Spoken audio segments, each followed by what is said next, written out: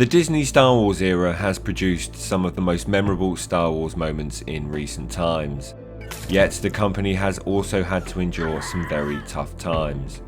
And the latest news coming out of Disney suggests there may be a huge shift in the company's ambitions with the once impossible to fail franchise.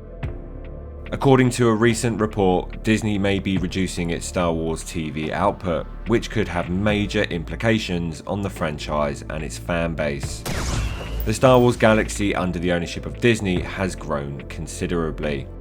New characters, stories, shows, films, planets, games, and more have expanded the franchise beyond its original purchase size back in 2014. Yet much of the content has come under significant scrutiny, with the now cancelled Acolyte series being the latest Disney Star Wars product to be cancelled at a huge cost and loss. The continued scrutiny and major financial losses may now have led to a huge shift in the company's Star Wars output. According to reports, Daniel Rickman from The Insider has shared that Disney may be reducing its Star Wars TV show output to just one live-action show per year. According to The Direct, Rickman stated, "I'm hearing that several series are in development, but it seems they plan to release only one live-action series per year, starting in 2025. Now, these reports may not come as a surprise to all sides of the fan base. For one, as mentioned up top, Star Wars has faced major scrutiny during its ownership of the franchise, with The Acolyte being the latest TV show to feel the wrath of the fan base.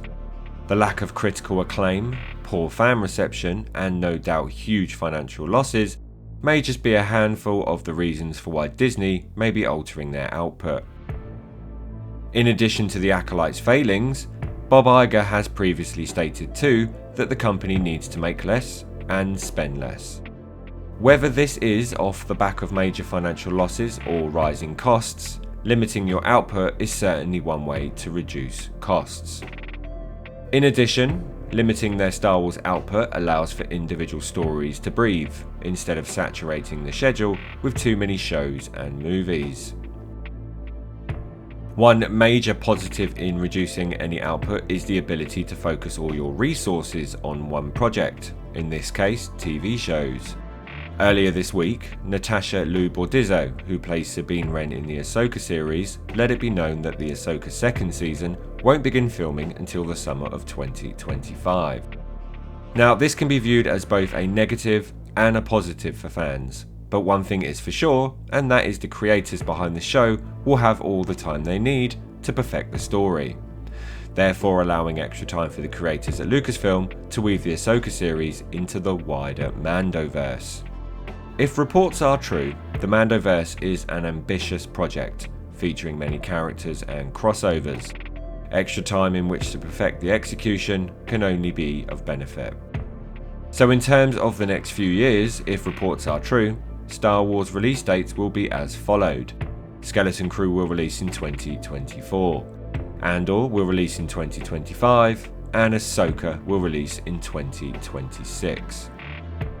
Behind the scenes, many more projects will no doubt be in development, so any yet unannounced shows will likely not hit our screens until at least 2027.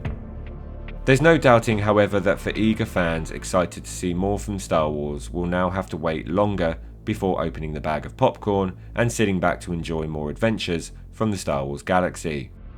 In spite of thoroughly enjoying Andor, Ahsoka, and Mando, any additional time given to future Star Wars projects can only be deemed beneficial. Thanks for watching, be sure to subscribe for all the latest Star Wars news and adventures from the channel, and as always, may the Force be with you.